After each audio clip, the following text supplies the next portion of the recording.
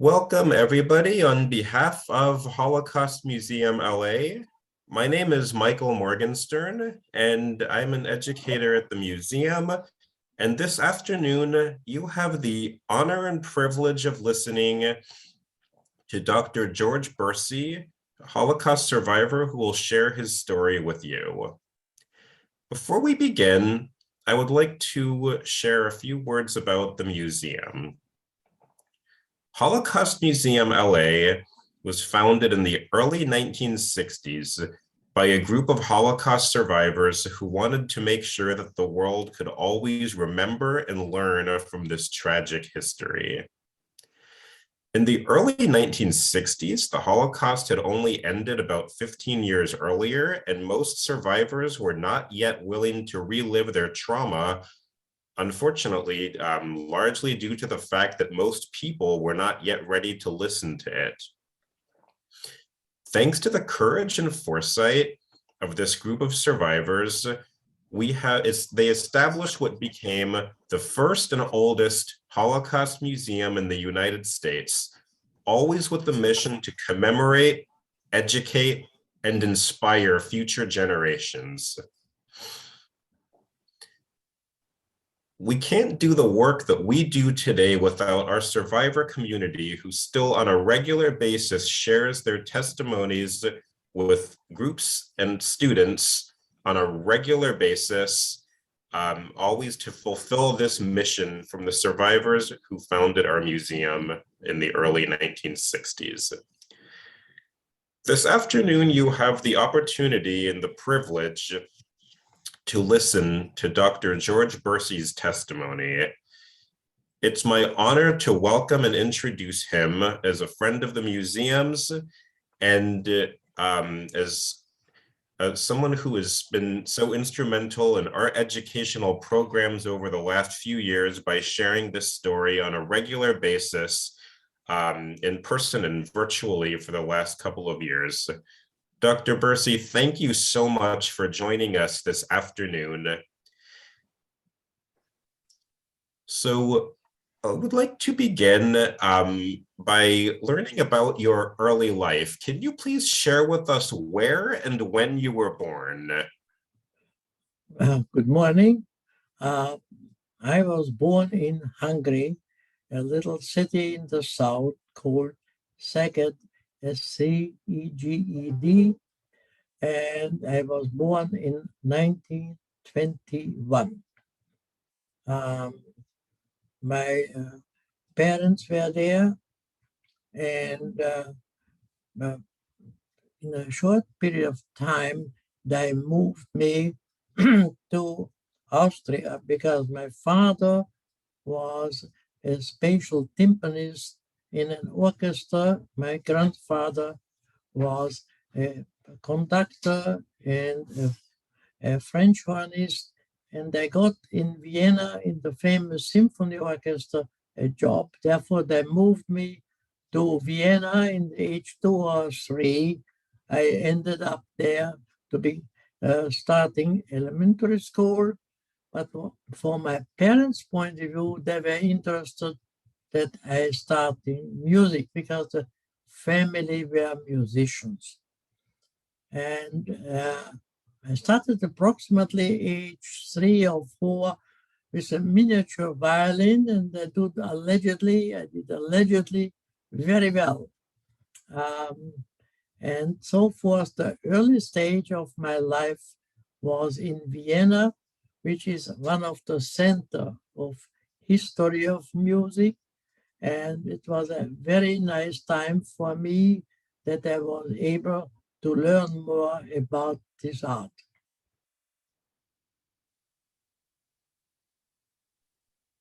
Thank you for sharing. Can you please tell us who you lived with in your childhood and what who your family members were?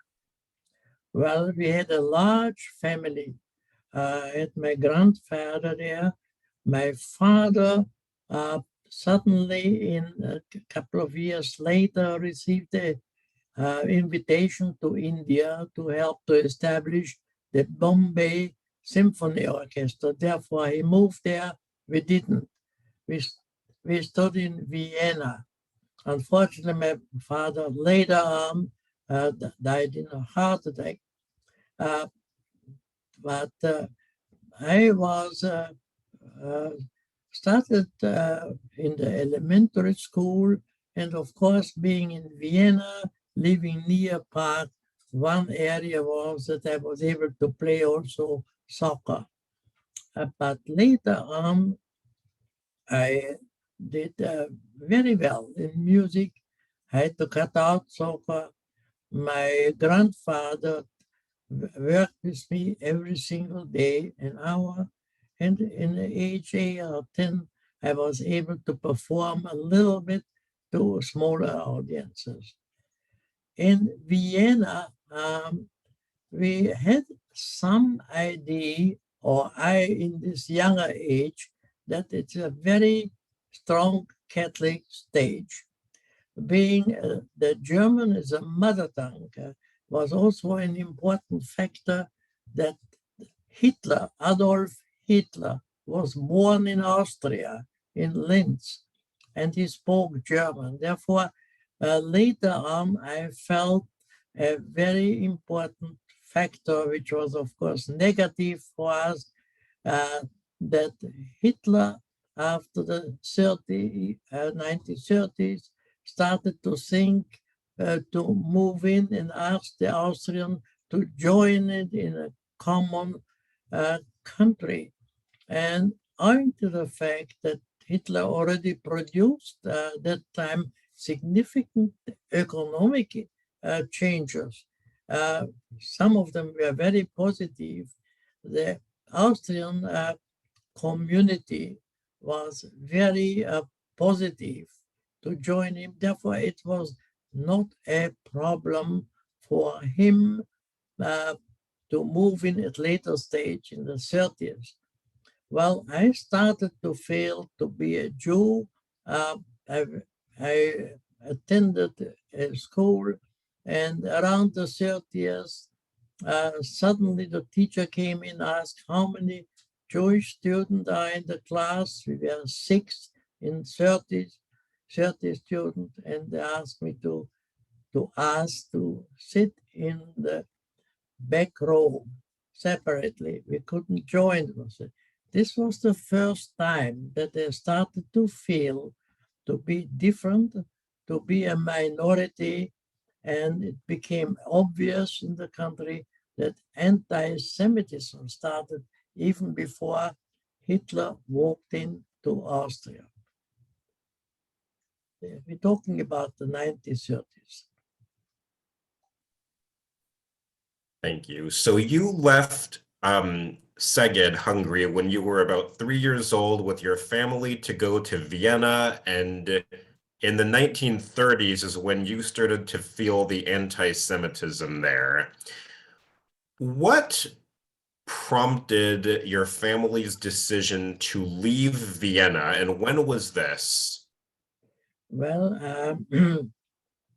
it was a situation. I had an uncle who was my brother, who was a chief engineer of Electrolux in Europe. And he was very well off. He helped us significantly. And what's happened, that anti-Semitism became extended significantly, and he had a problem with his job. And because he was the major item for our family, we had to consider what to do. And in the late 30s, there was no question that we have to make changes. And therefore, we moved back to Hungary. And of course, it was a completely different situation moving back for Hungary. I was before matriculation in a gymnasium, or I needed a year to matriculate. The first question which I learned, that when I was tested in various high schools for matriculation, I had a problem with the language, with the Hungarian language. Number one. Number two, I was Jewish. I couldn't get in. The only one school which was able to accept me was a private Jewish school in Budapest. And I joined them, but we couldn't afford the financial aspect, and therefore I decided to work on the weekend, nighttime in the garages and washing cars. And with this income, I was able to pay my fees in the school. During this period, of course, I learned quite a bit about car washing, filling the tanks, changing oil, and it wasn't bad that I did some physical work and had no knowledge about cars without driving it. You have to know that that time very few cars were in private hands, and I couldn't park at nighttime in the street. Therefore, I could afford a garage. When this year was, I got my matriculation in 1939. I did very well, and I was interested to continue. And my mother pushed me around to stop music, which was difficult at that time, to go to become a doctor. Needless to say, that time the Hungarian University Medical School didn't accept Jews. Therefore, this was 1939, 1940. I was able but get access to a mechanical engineering course or school and started to do this job, which was very important for me at later stage. We're talking about here 1939, 1940, 1941. I worked very hard when I was in the school for mechanical engineering and got a very simple job first, which kept me above water financially.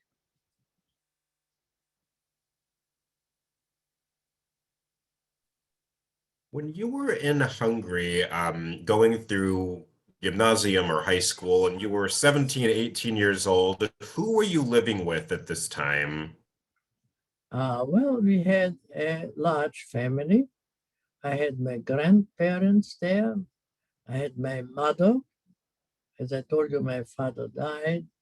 We had an aunt, my grandmother's sister, who was born with an anomaly that she couldn't walk and has a stick.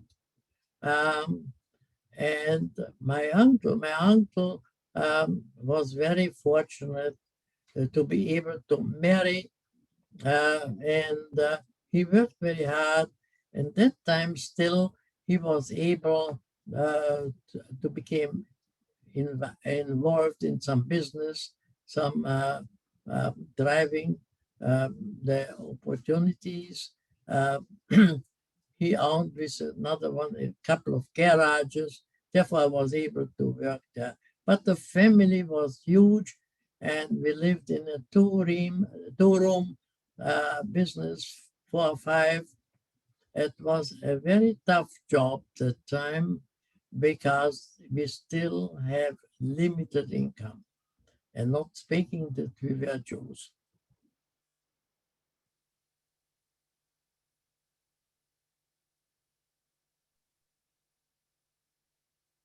At what point did your life change again in Hungary after gymnasium? In the early 1940s, how did your life change? Who? My? Yes, so what happened? Yes, in the early 1940s. Well, the situation in Hungary was, of course, the states had a very right shift to the political area, and no question, everywhere the anti-Semitism was extremely high. Therefore, we were curtailed to go and to move to certain areas because we were Jewish. There was a Jewish community already in the school, and I learned more regarding history, and I learned more about the present situation. The Germans have, or Hitler particularly, had a certain influence in Hungary, of course, and they started the headquarters in a certain big hotel, which was, as far as I remember, called Astoria, and this later on became the headquarters of the German army. Therefore, again, we worked from and lived from day to day, not knowing what's happened, but we had some idea that it will be extremely difficult to thinking what will be in the future and how. Because the income from my family was very low. My grandfather got some pension, but my uncle helped us significantly, and I maintained myself financially because I worked on the weekends at night time in garages. In other words, I was able to pay off my high school fees, and later on I made a little money when I worked as a mechanical engineer after being a first year in the learning status, and then I got a job. It was not an easy life seeing what's going on. Thank you. At what point were you conscripted into the labor service? Well, we're talking about 1941, where the influence of Hitler's regime became more evident in Hungary. And as you know from the history, in Hungary, in 1941, 42, they already collected the Jews in the countryside. It's interesting that they started with the countryside and deported them to Auschwitz.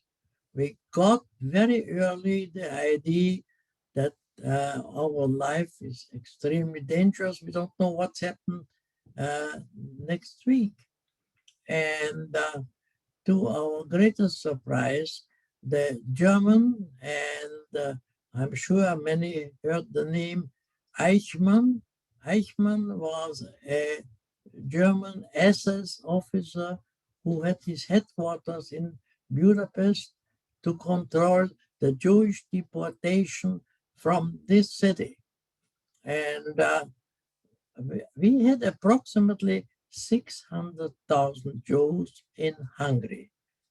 Out of the 600,000, there are approximate figures between 50 and 70,000 who survived. But again, the country, Jewish communities were taken to Auschwitz, and you know what's happened there. They were killed, or gas chamber, etc. But again, a large or huge number of Hungarians were already killed in 41, 42. In this introduction, Eichmann organized that they needed a wall built in the mountains of Romania. Romania is a country which was beside Hungary, a lot of mountains, They started to think that time already about the Russians, and they wanted to build their defense line. And this was the reason, therefore, in 1942 October, they established the labor camps. Means that everybody, youngster between 20 and 24, was called in the labor camp. We were treated as Jewish laborers having a yellow armband, and was taken to Romania in October 1942. I remember that we were in certain brigades, a couple of thousand youngsters, and we had to build there in the mountain the wall, but first we had to dig. Therefore, we were told and taken out around 5 days a day, early morning, and we had to shovel around there. In wintertime, it was extremely difficult. Of course, it was very cold. We lived in, they built previously, I don't know why, barracks of cement, and it was very cold in the winter. And we lived there. Again, we started on Mondays at 7, came back. We were fed in the morning with coffee and a piece of bread. We had some, I wouldn't call it lunch, but we had some food at lunchtime, and we had a little bit larger dinner in the evening. This went out 6 days, and 6 days we got half day off for cleaning. We had to wash ourselves, we had to wash our outfits. We hadn't a military outfits, but we had a military cap. And again, we were there a couple of thousands in group of 500, and those who looked after us was right-wing Hungarian soldiers. We had problems because even in this younger age group, there were several people who were born sick, had certain diseases. Some of them had to be sent to hospital. We never saw them back. We had a couple of people who died. And when they were in the last stage, the military asked me, for instance, the winter, to put them outside. And they died in the snow there. Therefore, we had a mortality. It wasn't as great as it was in Auschwitz, but it was extremely difficult time. Another big problem was we didn't get any mail. We were isolated from the family, and we were isolated from the political or geographical system, what's going on in Europe. We had no ideas except with the right-wing soldiers who told us that, we will die over there. Therefore, it wasn't a very interesting or optimistic area, despite the fact that we get some food. Needless to say, we lost weight. Needless to say that the winter time was very, very difficult. Some people who were very sick were sent to hospital, never returned. And it was in very difficult circumstances. We were very lucky that we survived.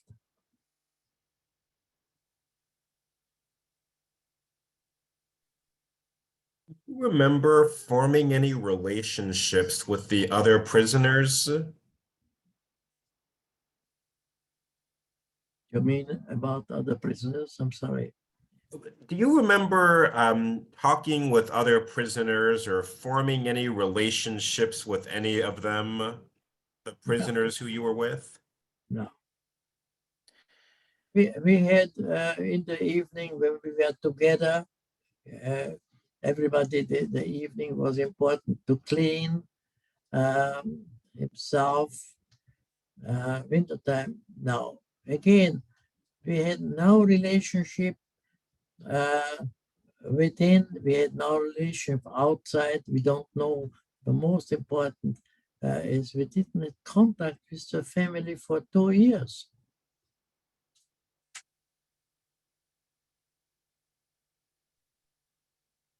Thank you. At what point did you leave the labor camp? And can you please share with us those circumstances? Yeah. It was in 1944. In other words, I was 2 years in the Romanian mountains with 500 in a group. There were 3-4 groups of this size. And again, we did not know what's happened in Europe, what's happened with the American army who occupied France. But what we knew that one day, without any further notes, we were suddenly picked up, these groups, and we were put on a train. We were told that we were taken to Auschwitz. We know about the name, of course. What happened was a very depressive stage. And from Romania, they had to take us through Hungary to go to Germany, to get to certain particular places where Jews per millions were killed. We had to stop in Budapest, and it was lunchtime. They opened the doors. It wasn't not a, but specifically well trained to have lunch. But what's happened? Suddenly the sirens went up. First of all, I never heard sirens before. I never knew what means air attacks, etc. And suddenly our soldiers who looked after us disappeared in this main station. Also, all the people disappeared because there were certain areas underneath of which were built or dedicated for air attack. People can be there protected. Therefore, in 44, in June perhaps, we were alone, 500 people in the main train station with a yellow armband and free. We heard about that this was a bombing attack of the American Air Force. We never heard about it, but we could heard the bombing dropping near there. Therefore, we suddenly decided, we didn't have too much time, that we can run out of the air of the station, remove our airband and and we can try to find. I was to find the home. I was lucky that it was around a mile distance. Therefore, I went to this particular street where in 1942 lived with my family in this house. And that time we had in Hungary, in every large houses where 10, 20 people or family lived, we have somebody who looked after, they opened up the doors in the evening. The houses were 10 p.m. closed at the time. I was very lucky because the person was the same when I left there 42, and she recognized me, and she mentioned to me that we had 6 Jewish families there, including mine, and they were taken outside the city. There were yellow star houses. I was told. Of course, I didn't need money, and it was very nice. It gave me a couple of, at that time, that was the unit. I was able to take a tram, and in 1944, it was June, I was able to find the yellow house. She knew it, where a couple of Jewish families were in small houses. They couldn't leave the home in the evening. They had to be there from, there was a certain regulation when they can go out and shopping or get some food. To cut the story short, I found my mother. And my mother, when I opened the door, she almost collapsed. And this was 42 June. This is how I was able to escape. Thank you very much. Can you please explain to some of our audience members who aren't familiar, what is a yellow star house?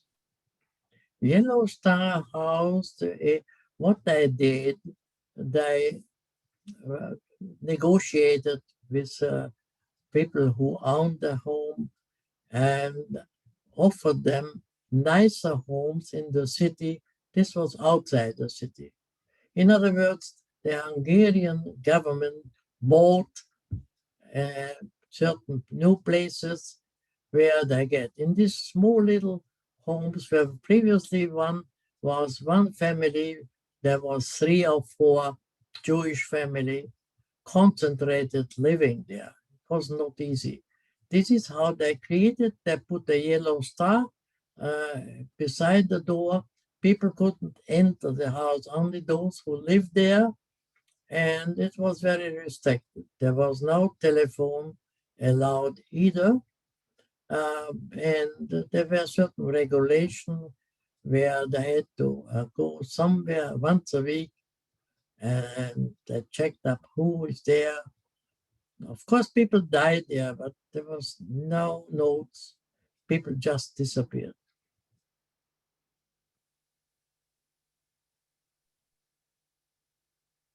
Thank you for sharing.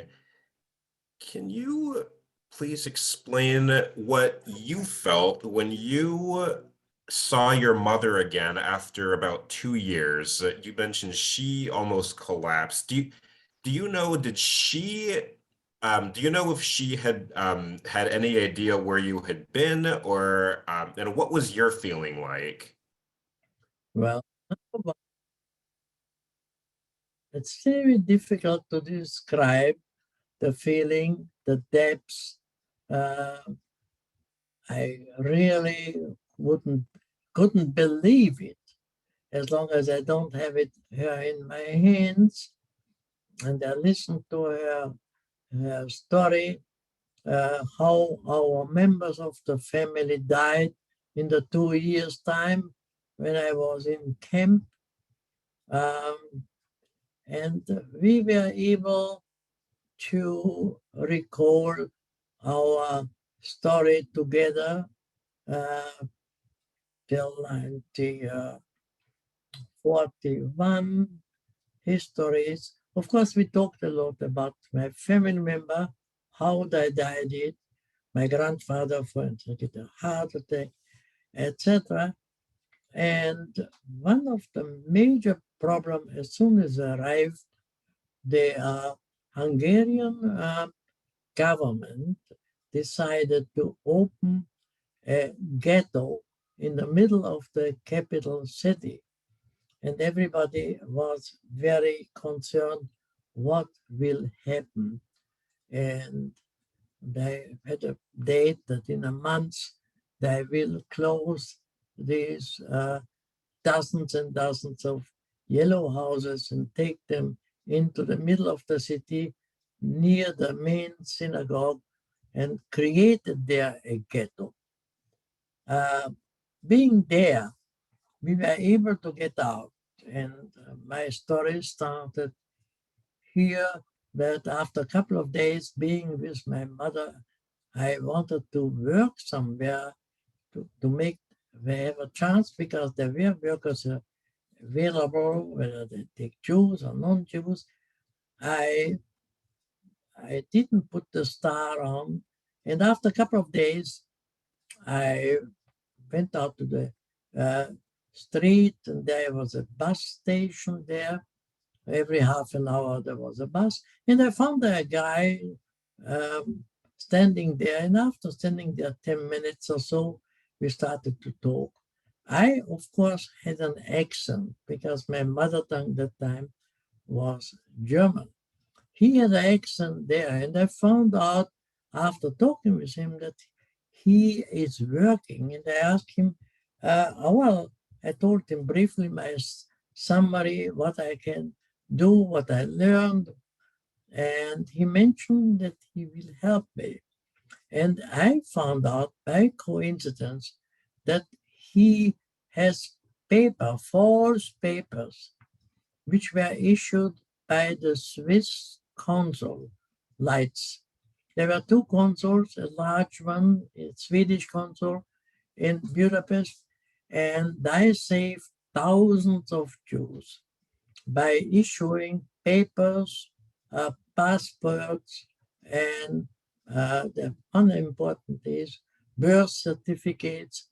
And the Swiss consul had certain places where, again, people worked with false papers, being by the consul employed.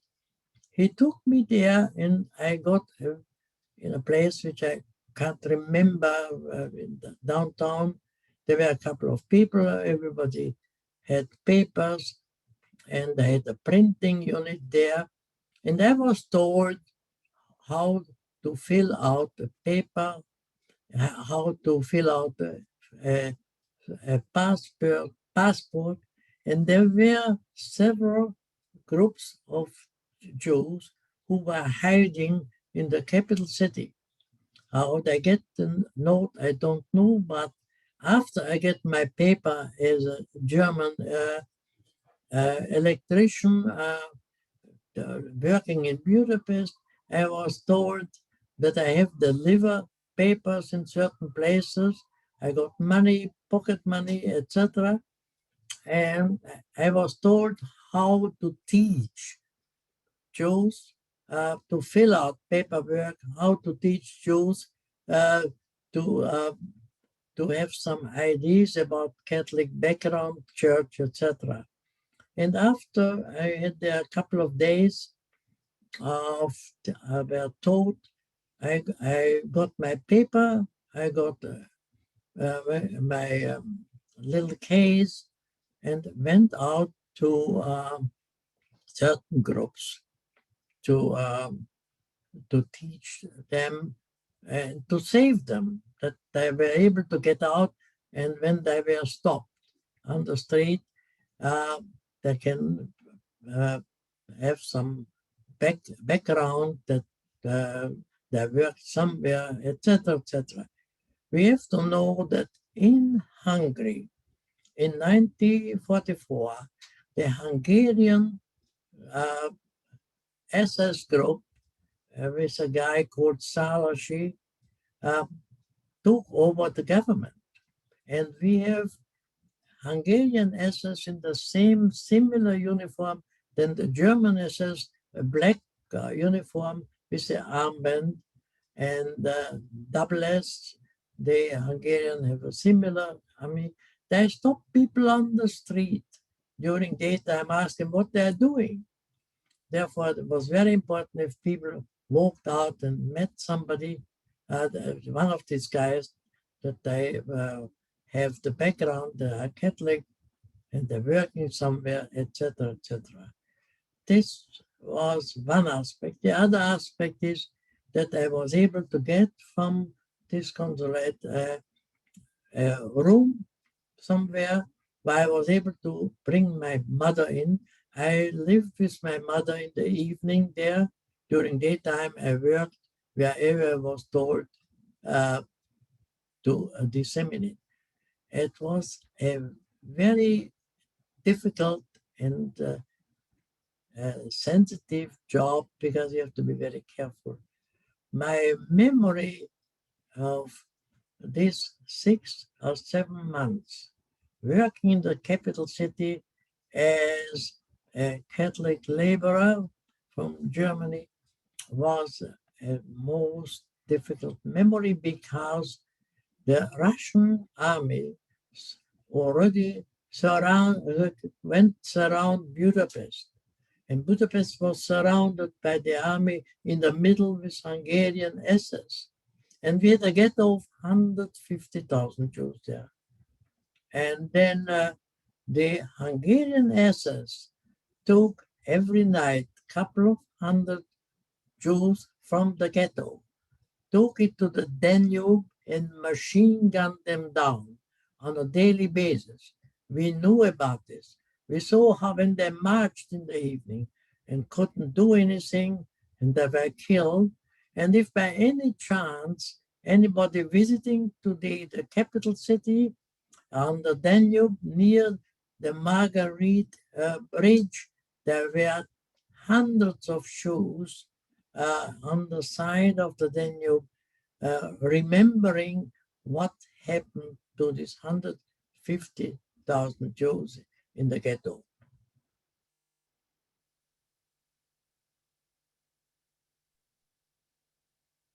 Thank you for sharing with us.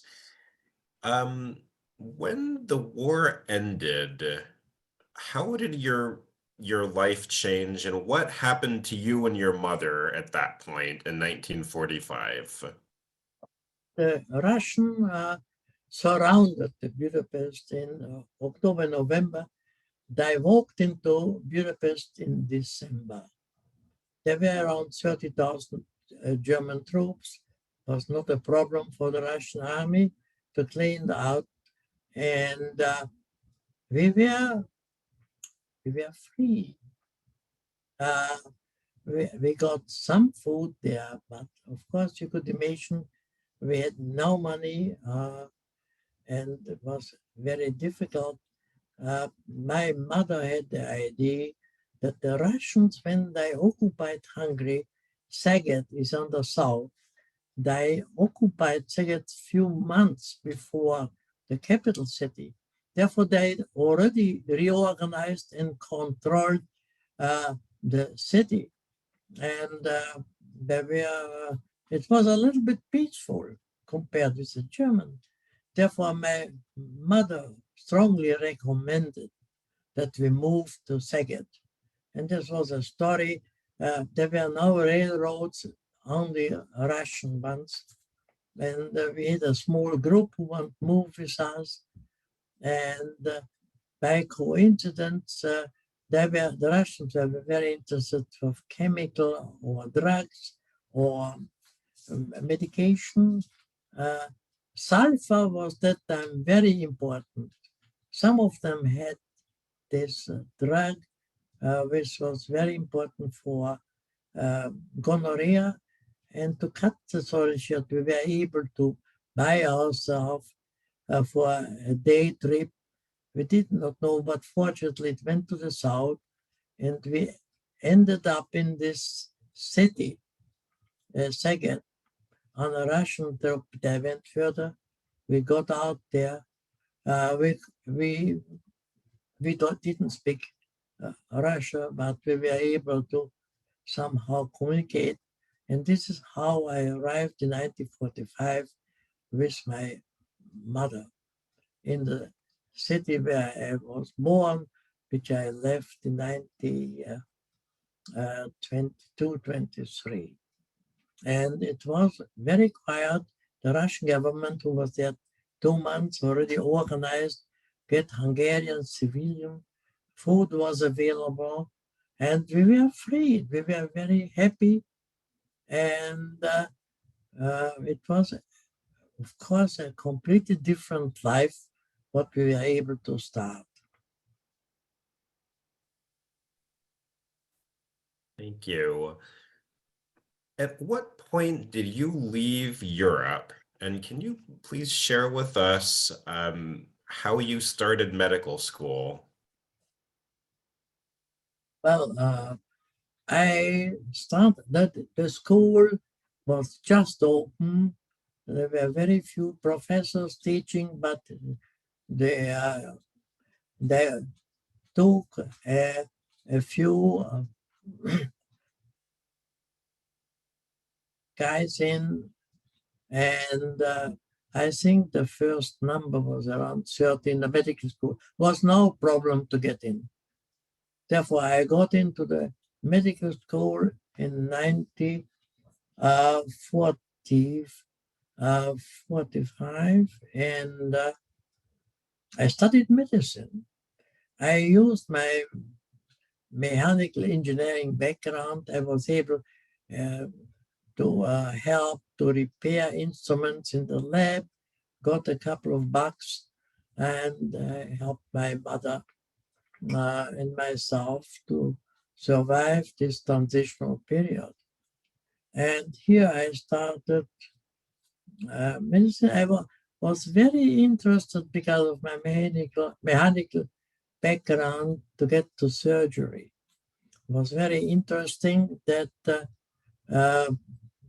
I did very well in medical school, that anesthesia didn't exist at the time. Anesthesia was given by chloroform and either inhalation by the nursing staff. And that time the nursing staff was Roman Catholic nurses. And the Hungarian or the Russian established, of course, a communist party. And they slowly started to remove the Catholic nurses.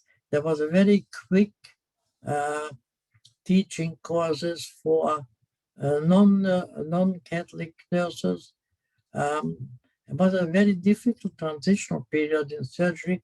I was lucky. I started to learn about anesthesia, and despite the fact that in the morning area I went to the school to medicine, in the nighttime I was able in acute cases to help with anesthesia. That became a little bit knowledgeable about surgery.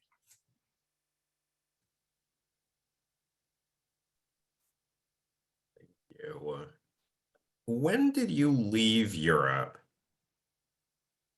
Well, I was young surgical resident after I finished 50, and as you know,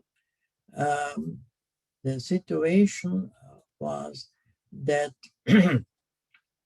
after the surgeons occupied Europe and Hungary,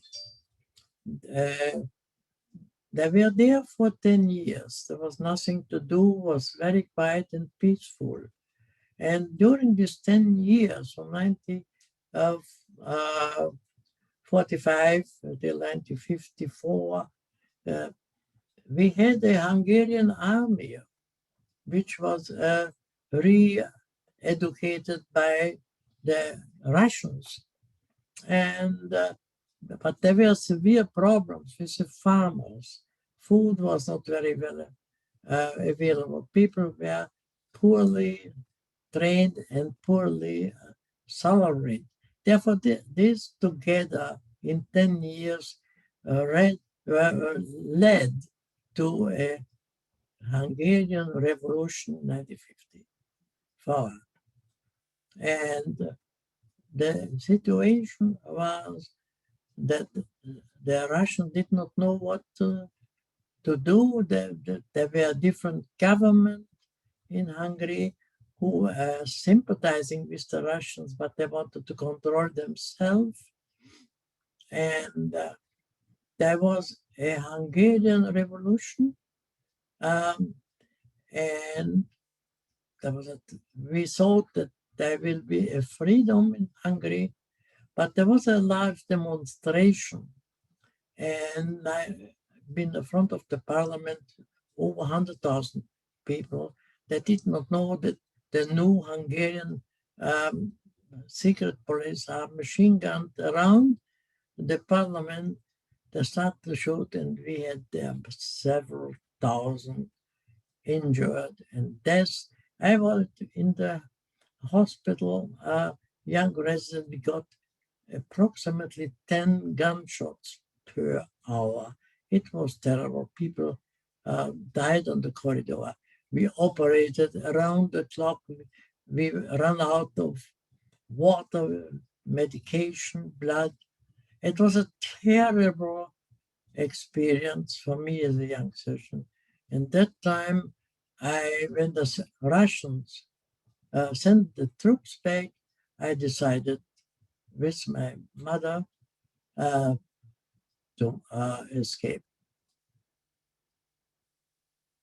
And this is where I ended up in Australia. What brought you to Los Angeles? I moved from Australia. I spent 15 years in the Department of Surgery in Melbourne. And I had some ideas about some new concept in surgery. And I was invited in 1975. And I arrived to LA, to Los Angeles, and I got the offer at Cedars Sinai Medical Center. I was very lucky that I received in Australia. I took with me a paperwork, I hardly could read it because I had to learn English first, is that I was awarded the Rockefeller Fellowship. And this helped me in Australia to bring for certain surgical research topics money as well here and in the LA. And this is where I started my surgical career, if I may use this word. Thank you so much. And I would like to invite the audience to use the Q&A box to ask questions. And those watching on Facebook can use the comments, and we'll get through as many questions as possible. And we do have some questions here already. Before we do that, though, I would like to ask you, what was your specialty, your area of specialty as a surgeon? I started general surgery, but I became interested in a new surgical approach. It's called laparoscopic surgery. In other words, instead of opening up the patient's abdomen, the woman's in gynecology or in the chest, you have a telescope, a small tube, what you're introducing into the abdomen or into the area what you want to operate. Instead of opening up, and you have in the miniature TV camera, and you operate it with in a large, enlarged image. Your assistant can see, the nurse can see it, and you can see better, and you operate and remove areas without opening the patient. This was one of my major topics to introduce it in this country.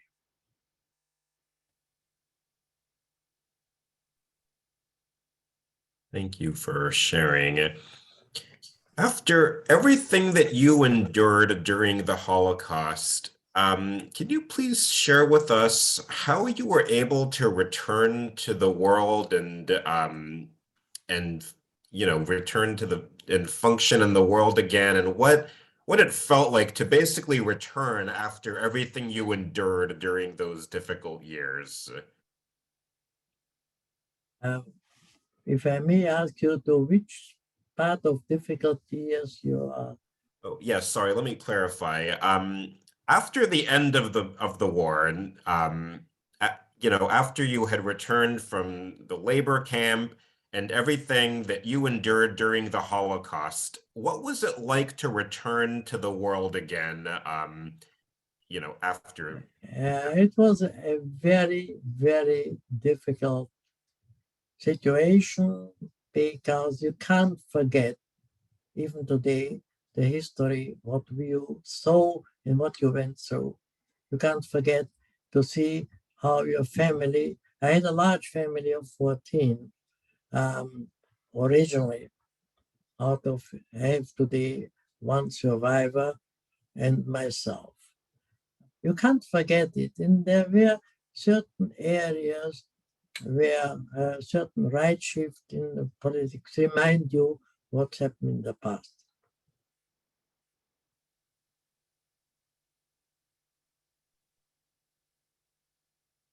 Thank you for sharing. We have a question about Germany and Hungary. Can you please clarify? You mentioned you were in the labor service in the early 1940s, even though Nazi Germany officially invaded in 1944. Can you please elaborate on the relationship that Hungary and Germany had with each other in the early 1940s? Well, Hungary had a right-wing government, and there was no question after Hitler occupied Austria. And as you know, later from the history, he walked also in to Poland. Hungary was has a common line between Germany and Hungary. It was very easy to achieve right-wing politics in Hungary, and there was no question. We had also part of Hungary, of German army in Hungary. There was no question what happened, and right-wing policies in politics, and what will happen. We know this. Everybody knew it. There was nothing new that we had in Hungary already in the 40s. You had in one hotel German officers and part of the army. There was no question about the right shift. And the acceptance of the Hitler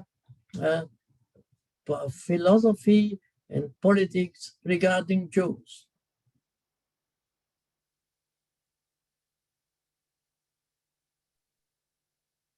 Thank you for sharing. When did your mother pass away, and where was she living at that time? I took my mother with me to Australia, and unfortunately, she passed there age 64 in a heart attack in Australia.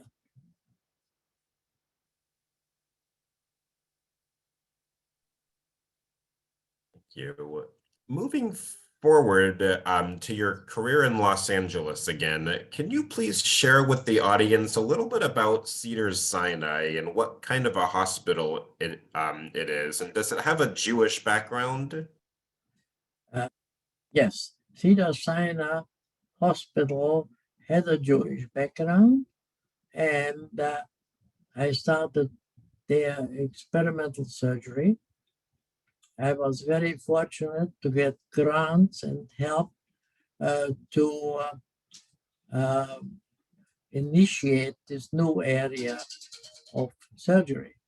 I was very well accepted because I got a job at the University of LA, university there, and worked there as a surgeon a couple of years, taught at the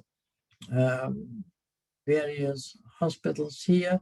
Of course, Cedars was built a new hospital today, which is enormously large, very well known, with 1,000 beds or more, and built another hospital here beside it. I had a very good position for decades here. I was full-time employed. One of my major area was in surgery, this new area, which I mentioned before. I found many followers, and I was very fortunate to become invited in 1989 to teach in various cities on the weekends, the new procedure, as well in this country and also overseas. I was in China twice, Europe every month, practically speaking, South America. It was a satisfied mentality created that I was able to help in better healthcare system. Patient was better off. It became a patient's demand procedure because there was less pain, shorter hospitalization, and faster return to their work or activities. And this together simplified, made a new horizon for surgery.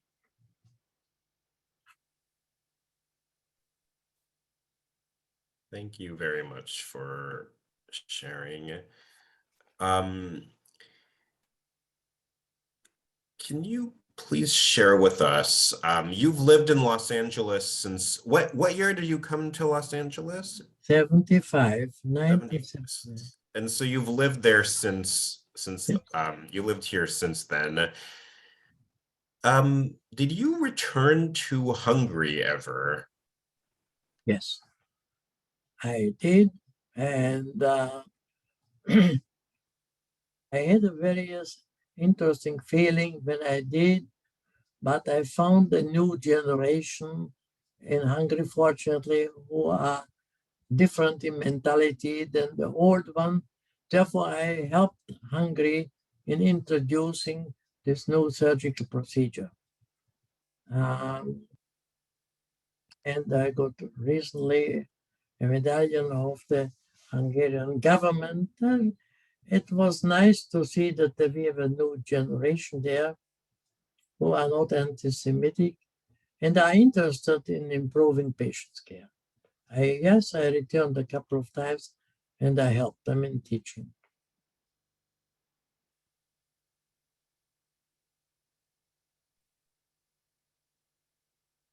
Thank you for sharing.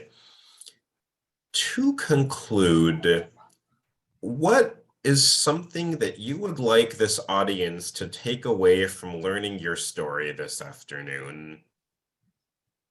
I think my story had enough data and stories that people can make up their own mind what today. The major issue is what are we learning from the past?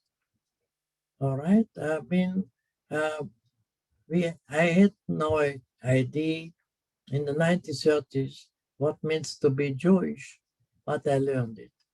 I think we have to learn from this, and if we have a different religion, different mentality, we should be able to work together because it's very important, not speaking from today's political situation, that we have enormous problem to survive nowadays and work together and help together, despite the fact that we have some various philosophies from certain items, but religious or color shouldn't make a difference to work together.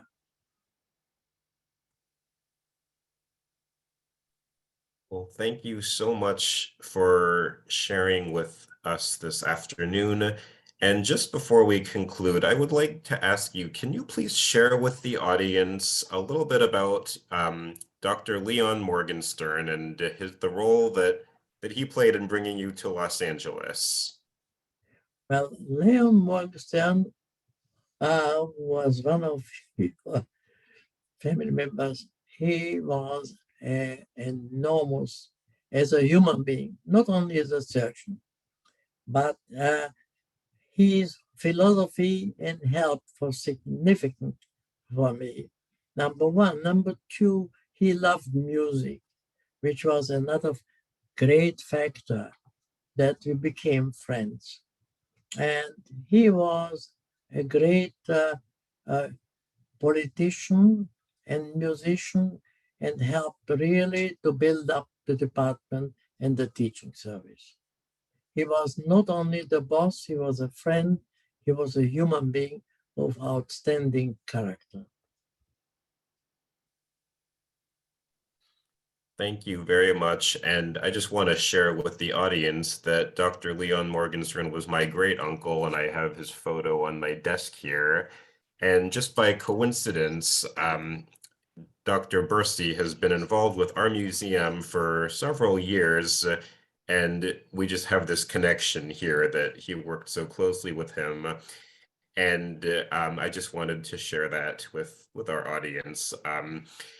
Thank you so much for sharing your story with us this this afternoon, and for all the times that you have shared this with student groups over the years, to teach these lessons on and to help fulfill the mission of the survivors who built our museum, always to commemorate, educate, and inspire future generations. We thank you so much for everything that you do for us to help us do this, and our audience, thank you so much for your attention, your questions, and for listening to these talks.